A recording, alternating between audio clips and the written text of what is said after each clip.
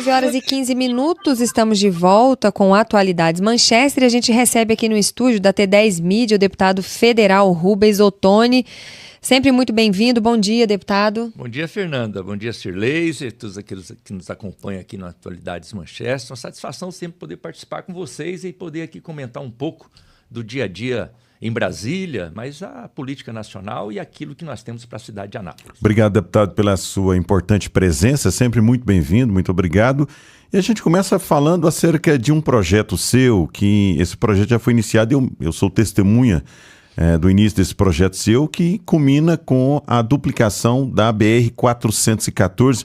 Eu queria saber do senhor como é que está, principalmente agora, depois que foi passada a uma concessão esse trecho da 414, se isso interfere naquele projeto seu colocado lá atrás para a duplicação da BR-414. Muito bem lembrado, a duplicação da BR-414 no trecho urbano de Anápolis. Isso. Cerca de 7, 8 quilômetros, que passa ali na porta da base aérea e vai até na divisa com o município de Abadiânia, que é logo à frente ali da entrada para o presídio. Esse projeto, como você bem disse, ele já tinha sido aprovado e não apenas aprovado, com recurso disponibilizado para o início da obra, não o recurso total, mas para o início. Infelizmente, com a entrada do governo anterior, eles resolveram fazer uma concessão daquele trecho. E ao fazer a concessão, ficou previsto no contrato entre o Ministério do Transporte, a NTT e a empresa concessionária, que ela teria um prazo de mais de 20 anos para poder fazer essa obra. Um absurdo. Então agora, na medida que nós assumimos o governo, no ano passado, fiz questão de ir no Ministério de Transportes, fizemos reunião na ANTT e agora nós estamos numa fase final de negociação entre a Agência Nacional de Transportes Terrestres com a empresa concessionária, porque ela tem um contrato onde foi assinado que permite a ela fazer aquela obra em 20 anos, mas para poder ter um acordo onde nós possamos diminuir o prazo para a execução dessa obra, que é de urgência urgentíssima. Então, estou empenhado e queremos novidades aqui para a cidade de Anápolis quanto a essa obra ainda este ano. A gente fica feliz até porque a gente percebe o quanto aqueles setores têm aumentado, têm crescido. Jardim Promissão, por exemplo, depois que recebeu o asfalto das vias ali, que até então não tinha asfalto em todas as vias, hoje a gente percebe o quanto de construções tem acontecido e, consequentemente, a atração de mais pessoas, mais moradores para aquela região. E vou dizer mais ainda, aproveitando a oportunidade que você me dá, nessa negociação, nesse diálogo, nesse trabalho que eu tenho feito junto à NTT em Brasília, nós estamos também avançando na negociação para fazer a adequação do trevo na saída para Brasília, onde nós temos o viaduto Miguel Braga.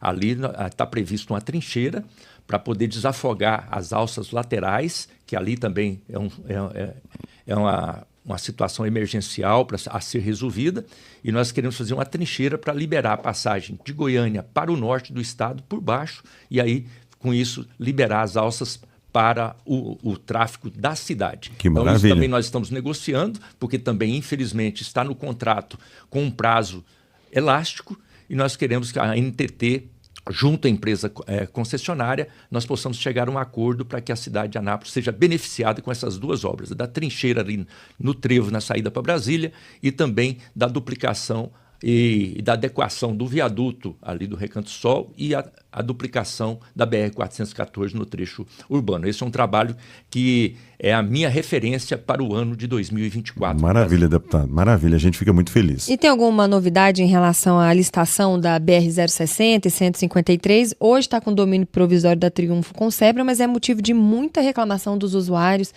Ela é bem... A gente vê que a concessionária faz apenas o básico, mas é um básico que deixa muito a desejar. Exatamente. Isso não foi cobrado no governo anterior. Infelizmente, nós tínhamos toda uma previsão de obras a serem realizadas pela empresa concessionária. Ela não apenas não cumpriu essas obras e agora praticamente desiste do trecho e por isso vai haver uma nova licitação.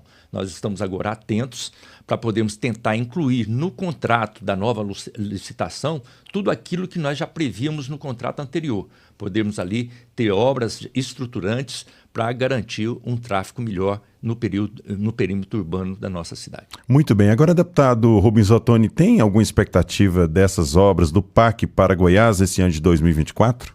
Temos expectativas não apenas para para o estado de Goiás como um todo, mas especificamente para a cidade de Anápolis. Nós queremos fazer com que esses recursos sejam investidos de forma a garantir o desenvolvimento econômico e social do nosso estado. Nós temos obras previstas no entorno de Brasília, que é uma região importante do ponto de vista ali de estruturação do transporte, o BRT, mas nós temos também a BR-080, que é uma obra importante que sai de Brasília e vai, atravessa o estado de Goiás com mais de 500 quilômetros, que vai até o município de São Miguel do Araguaia, lá no distrito de Luiz Alves. E nós temos também obras previstas para os municípios, porque dessa vez o PAC, o Sir Laser, ele tem um diferencial. Além das obras estruturantes, aquelas ditas obras maiores, nós temos as obras direcionadas para os municípios, onde os municípios podem acessar e fazer a sua inscrição. Obras, por exemplo, na área da educação, uma unidade básica de saúde, uma UPA, né, um centro odontológico, na área da educação, uma escola de tempo integral, uma creche, um ônibus escolar. Então, tudo isso está previsto no PAC Seleções. Nós estamos atentos para que Anápolis possa ser beneficiada, a região de Anápolis seja beneficiada, o estado de Goiás como um todo seja beneficiado. Nós queremos, o meu desafio é fazer com que cada município de Goiás, os 246 municípios, independente do seu tamanho, receba pelo menos uma ação efetiva do Programa de Aceleração do Crescimento do governo do presidente Lula. Esse é meu objetivo. A gente tem a informação, né, que o PIB no primeiro ano do governo federal subiu 2,9%. O que representa isso tanto para o governo quanto para a população brasileira? Eu gostaria até que fosse mais o crescimento, mas ele representa muito, Fernanda, na medida que as avaliações, as expectativas é de que cresceria no máximo 1%. E que o primeiro ano do governo seria um desastre, que não ia crescer quase nada. E quando falava em crescer era 1%. E nós praticamente crescemos quase 3 vezes mais do que aquilo que era a previsão do mercado e a previsão do Banco Central.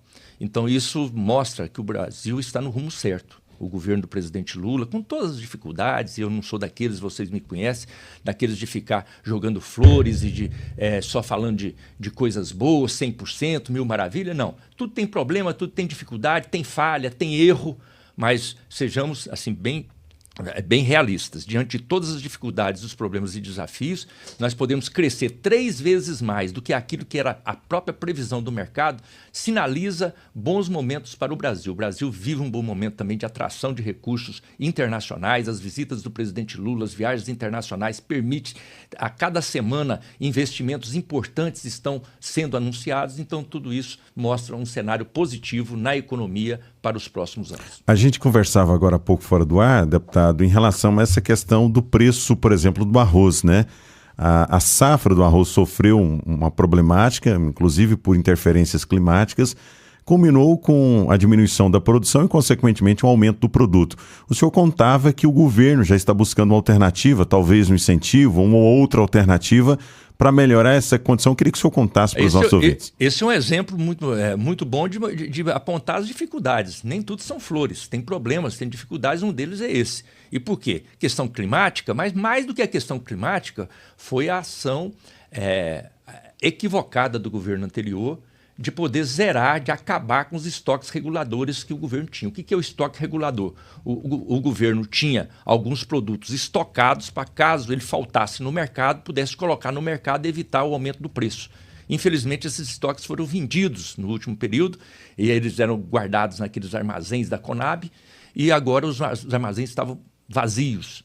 Então agora nós temos que lotar os armazéns novamente. E o que é mais grave, os produtores não tinham incentivo para a plantação do arroz, então não existe nem arroz no mercado para comprar, para poder fazer esse estoque, para colocar como regulação. Então nós temos que trabalhar agora a médio prazo, negociando com aqueles os produtores do setor, para que eles possam ter o incentivo de produzir o arroz também e possamos assim retomar aquela política de estocagem para que, quando acontecer novamente uma situação como essa, o país não seja pego de surpresa.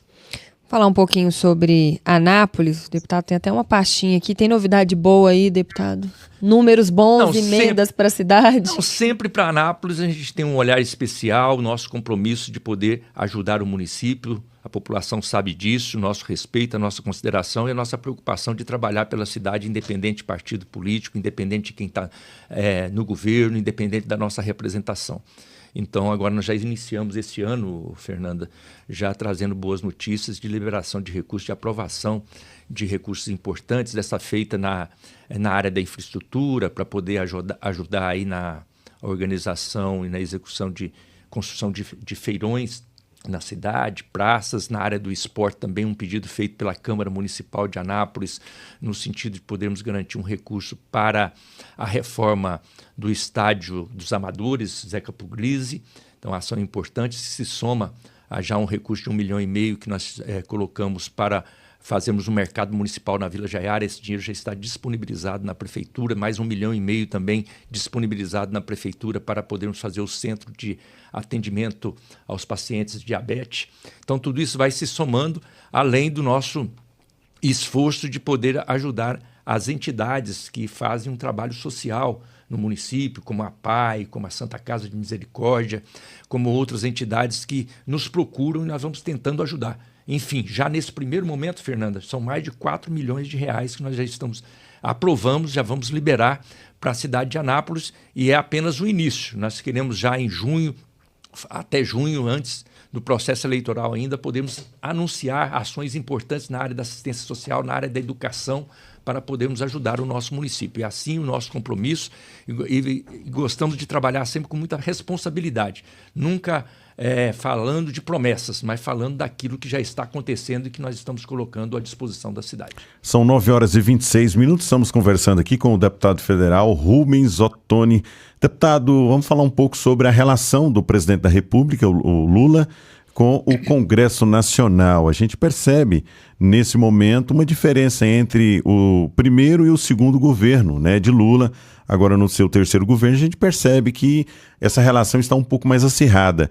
Isso pode ser considerado como um novo normal dessa relação entre Congresso versus presidente da República? Eu diria para você, Cirlei, que é fruto da realidade que nós estamos vivendo, de uma grande polarização política que não leva a nada e que não contribui para o desenvolvimento do nosso país. E eu falava para você o ano passado, para vocês aqui o ano passado, que o grande desafio do governo federal seria ter a capacidade de poder jogar uma água fria naquela fervura que estava a política nacional, para a gente poder voltar as coisas à normalidade, que é a normalidade de poder ter o diálogo entre os poderes e poder ter um trabalho de cooperação. E vejo que, nesse sentido, o presidente Lula conseguiu avançar também. E você tem razão, não é o ideal, não é aquilo que já se vivia em outro momento, mas é uma situação que já melhorou muito. Você vê o presidente da República, como o presidente Lula, que não tem maioria na Câmara, poder negociar com Arthur Lira, que é o presidente da Câmara dos Deputados, que não é um apoiador do presidente Lula, mas mesmo assim conseguir negociar com ele pautas importantes e chegar ao ponto de aprovar a reforma tributária, isso é capacidade de diálogo e demonstração que há um entendimento e uma preocupação de trabalhar em conjunto, assim também com o Senado, com o presidente do Senado, o Pacheco. Também não é um apoiador do presidente Lula, mas tem diálogo, o presidente Lula dialoga, respeita, em algumas matérias ele não consegue aprovar do jeito que ele gostaria, mas outras matérias avançam. Mas o que é importante? Está recuperando o senso do diálogo na política. Política não é lugar de enfrentamento, de agressão, né? Política é o contrário, tem que ser o lugar do entendimento, do diálogo, da busca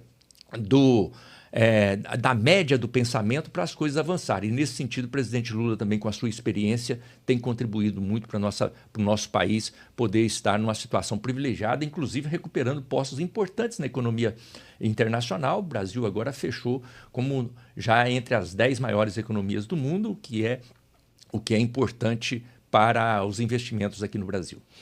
As eleições municipais, para a gente finalizar nossa conversa, deputado, elas, de alguma maneira, elas interferem, afetam o ritmo ali no Congresso? Sim, as eleições municipais fazem parte da nossa pauta e, queira ou não queira, todos os deputados que ali estão, eles vêm de algum município. Então, ela tem essa influência e nós estamos empenhados em poder fazer com que a pauta do Congresso ela continue efetiva. Nós queremos agora fazer a regulamentação da reforma tributária, que é muito importante, inclusive para garantir recursos para os municípios, aumentar os recursos para os municípios e para os estados, mas estamos atentos a essa pauta municipal também, de podermos acompanhar, discutir projetos. Queremos que a eleição municipal seja uma eleição municipal que seja travada e que seja focada na disputa de ideias, pensando o que é melhor para cada município, com os projetos, os programas sendo apresentados, e que a democracia faça com que o povo possa escolher livremente aquele que é o seu melhor caminho para os seus interesses em cada município. Muito bem. Deputado, receba aqui os cumprimentos do Gilberto Campos do Campinho, está te agradecendo. O senhor atendeu aí uma reivindicação levada por ele ao senhor em relação ao reforço daquele guarda-reio nas proximidades ali do Parque da Jaiara. É verdade. E aí, parabéns às pessoas que, como o Gilberto Campos, se preocupam em poder buscar o melhor para a cidade. E quando as pessoas nos procuram, a gente tenta realmente buscar. Esse é um exemplo. Ele nos procurou no início do ano passado, nós fomos atrás, fomos na NTT, cobramos a concessionária e hoje se tornou realidade ali, dando segurança para as pessoas que ali trafegam. Quero agradecer imensamente a mais uma participação importante sua aqui, deputado. Muito obrigado pelo carinho de sempre atender o nosso pedido, sempre estar aqui trazendo essas informações importantes para a nossa cidade, para o estado, para o país. Obrigado e volte sempre. Muito grato a vocês e parabéns pelo excelente trabalho de jornalismo. Obrigado. Quero registrar aqui a participação, a presença da nossa querida amiga professora Geli Santos, que está acompanhando o deputado federal Rubens Ottoni. É sempre um prazer tê-la conosco, professora. Muito obrigado. É minha professora, viu? Eu sempre digo isso.